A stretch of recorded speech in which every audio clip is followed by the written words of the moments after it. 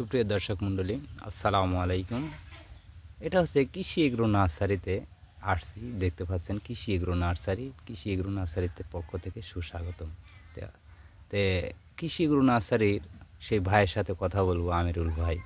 আসসালামু আলাইকুম ভাই। ওয়ালাইকুম আসসালাম ভাই। তো ভাই কেমন আছেন ভাই? আলহামদুলিল্লাহ ভালো। তে দেখতে পাচ্ছি তো আপনি চারা তৈরি করেছেন, অনেক চারা তৈরি করেছেন ভাই। আমাদের পর্যাপ্ত পরিমাণ চারা চলে, প্রতিদিন পর্যাপ্ত পরিমাণ অর্ডার দিতে হয়, চারা তৈরি করছি। তে মূলত আপনার কাছে কয় ধরনের জাত আছে পটলের? শুনি তো জাত অনেক ধরনের জাত হয়। পটলের মূলত ৩-৪ রকম জাত আছে, তার ভিতর সেরা হচ্ছে ২ জাত। এক হচ্ছে বাড়িটু, যেটা ওটা হচ্ছে লম্বা, ওইটা কোনো পরাগায়ন করতে হয় না। হ্যাঁ হ্যাঁ। এছাড়া আপনার আরেকটা জাত আছে আপনার নাটোরে ইয়ার আপনার যশোরের, ওই জাতটা আপনার পরাগায়ন করতে হয়, এটা খাটো মোটা পটল হবে, আর এটা লম্বা কালো পটল হবে। ঠিক আছে। আচ্ছা, ওই পটলটা আসলে তো কিন্তু অনেক ঝামেলা। আপনি বুঝতে পারতেছেন যে সকালবেলা উঠি প্রত্যেকটা পটলের ফুলে ফুলছে হয়নি, এটা কিন্তু একটা অনেক এসব পটল আমার নাটোরে চলে না, আমার মূলত লম্বা জাতের পটল চাষাবাদ করতে হয়। আচ্ছা, আপনি যে এই ব্যবসার যে আসলেন, এত দূর পর্যন্ত আসলেন, আপনি মানে এর আগে কোন সিস্টেমে শুরু করছিলেন যদি একটু বলতেন? আমি মূলত পটল চাষাবাদ করি বহুদিন হচ্ছে। যাই হোক, করতে করতে আমি অনলাইনে ভিডিও ছেড়ে দেই ফেসবুকে যারা যেসব এলাকাতে আমার চারা যায়, মূলত এসব এলাকায় দেখা যাচ্ছে যে প্রথম বছরে মোটামুটি 10 জনকে দিছিলাম প্রথম বছরে।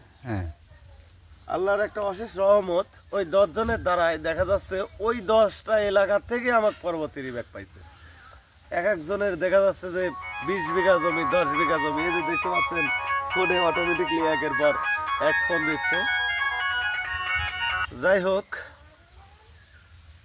ওই ওদের দ্বারাই এই ব্যবসা করতে করতে এখন মোটামুটি প্রচুর পর্যাপ্ত পরিমাণ আমার পটলের চারা চলে। তার মানে আপনি যাদেরকে গেল বছর দিচ্ছেন, হয়তো বা তাদের দ্বারাতে আপনি 5টা 6টা করে মানে কাস্টমার পাইছেন। আপনার গেছে বছর মোটামুটি আমার কাছে 500 লোক চারা নিছে।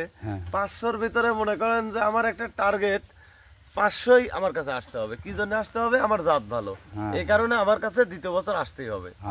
তার মানে এইভাবে দিতে অল্প অল্প দিতে দিতে দিতে দিতেই দেখা যাচ্ছে যে এত দূর পর্যন্ত আসছে। এখানে আর একটা বিষয় হচ্ছে, পটলের মূল বিষয় হচ্ছে পুরুষ আর মহিলা। আর জাতের ভিতর ডিফারেন্স থাকে। আচ্ছা, খালি মহিলা লাগালে তো হবে না। খালি মহিলা আপনি লাগালে খালি পটল আসবে কিন্তু টিকবে না। তার মানে দুইটাই লাগবে, মেল দুইটাই লাগবে।